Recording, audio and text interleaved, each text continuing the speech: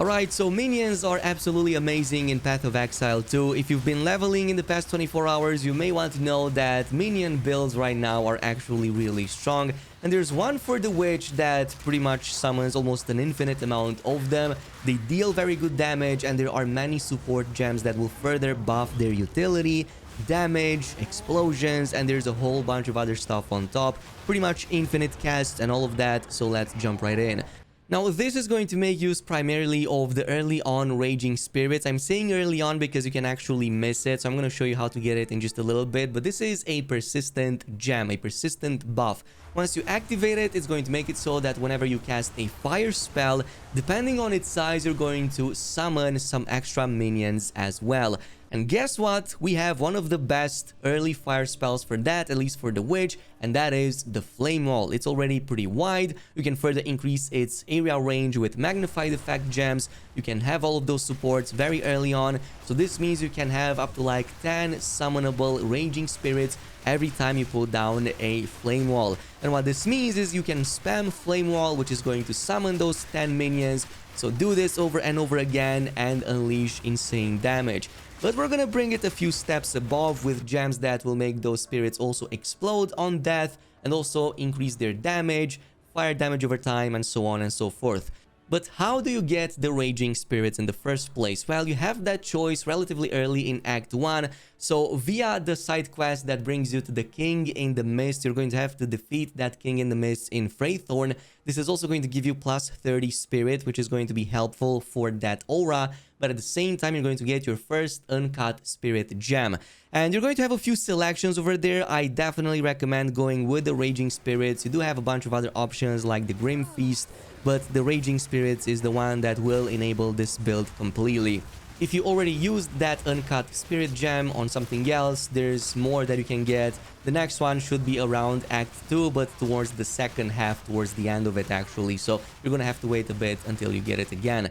But in terms of support gems for it, the two ones I'm running with are Minion Instability. This is going to make it so that when these minions go to low enough HP, they will instead explode for about 15% of their maximum life as fire damage. So since it's 10 enemies per cast and since they die relatively easily, yes, that damage may not be that high per hit, but there's many of them, so it definitely stacks up, and it's also going to place some of that fire on them. And I've also went with Fire Infusion. This is just going to make attacks with the fire damage increase a little bit, plus it's going to reduce some of the cold and lightning damage from this ability, but you don't really care.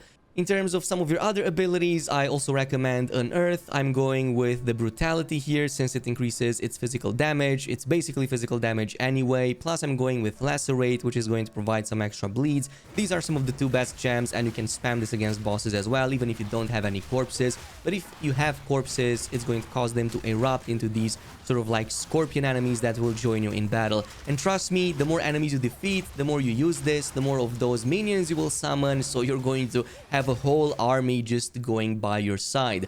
Some of the other abilities I also recommend is Enfeeble. You can definitely go with it, and in this case, if you do so, what I recommend putting on is an Impending Doom as well as a Decaying Hex. So Impending Doom is just going to trigger that curse to also cause an explosion, so that blast will actually happen per enemy. So if you have multiple enemies affected, you can actually have all of them explode at the same time. And in the case of Decaying Hex, this is just going to stack up some damage over time, chaos damage over time, scaling with your own intelligence. If you don't like it, you can just use Contagion instead. If you go with Contagion, this is actually really good because it spreads very easily to a lot of enemies.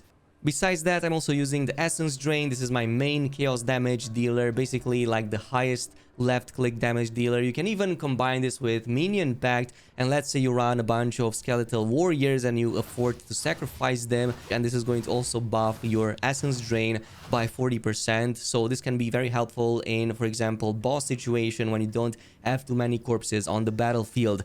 Speaking of permanent companions, I want to mention one thing, and that is for skeletal warriors, you don't necessarily need the persistent gem if you don't want to. You can just go ahead and use any scepter that already has that ability on it. So you will find a lot of high level skeletal warrior minion scepters out there. So what this does is, by just automatically equipping that, you're going to have a couple of skeletal warriors summoned at your side without having to use any persistent gem. If you do, however, want to also use the persistent gem on top, you're then going to have 2 plus another number from the skeletal gem that you might want to add. So 1, 2, 3, depending how many you choose. So you can have up to like 5, maybe even more.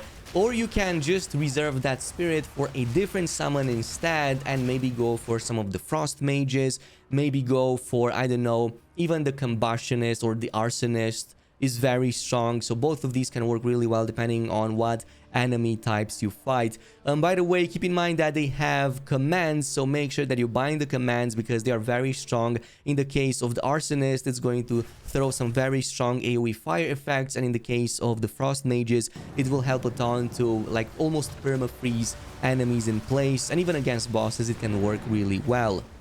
Now, in the case of the skill tree, what I went with here is basically spell damage and minion damage. That is basically it. All of these nodes with spell and minion damage, there are so many of them over here that it helps so much early on. It's almost like this entire class was made to go full on minion from the very beginning. You could also go maybe with energy shield and go for a different build, but initially this is very good. You have a bunch of other stuff here and other nodes that will help with chaos damage as well. You have many chaos damage sources too, like the ones we just talked about, so you can also buff the damage on those. One thing I recommend if you want a bit more survivability are these nodes right here. The life recoup is very strong. So with these nodes you get like 12% damage recuperation as life, which means you basically regenerate 12% of the damage you got.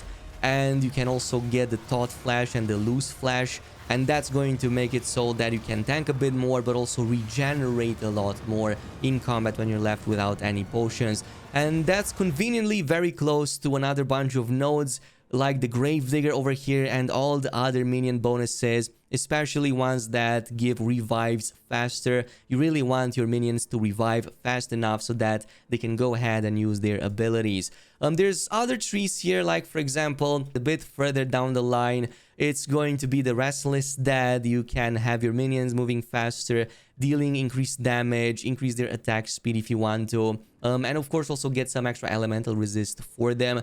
If you're really decided to fully commit to this, what you can do is head over to this node. So you're going to take it all the way up because you have some jewel sockets over here on the way, extra attributes. And right here, you're going to have another node of life recoup, which is going to increase your like just regeneration so much more. And again, right next to it, you're going to have even more minion buffs, more physical damage reduction, more increase to maximum life. And keep in mind that because you increase their maximum life, this is going to make those explosions to also increase in damage. At least in theory, it should be like that. Area of effect and all of that, you're going to see all of these nodes over here being very strong. Now, in terms of ascendancies, probably Infernalist would work the best because you're kind of already using some of those fire spells, just thematically speaking. But at the same time, you get the Hound. The Infernal Hound already kind of takes away about 20% of the damage that you take, so it can help a bit with the defenses. And besides this, you're also going to have that infernal form that lets you deal more damage for a short duration. So keep in mind that this is like a little bit later into the game, but you can totally just transition into that and then maybe swap things around. But you can probably still use those minions for great effects. But because of this spirit requirement, you're going to maybe want to prioritize spirit, not just getting the permanent buffs from some of the enemies around the map. There are quite a few even in Act 1. You will also want scepters. So scepters have by default 100 spirit, but you can get some that have bonus to spirit. That appears as an affix, by the way, and you can also, for example, upgrade your own scepter and randomly get that modifier as well. So it can help a ton. Getting like extra 15 on top can help quite a bit if you're really going for every single possible summon or every single part of the aura that you need.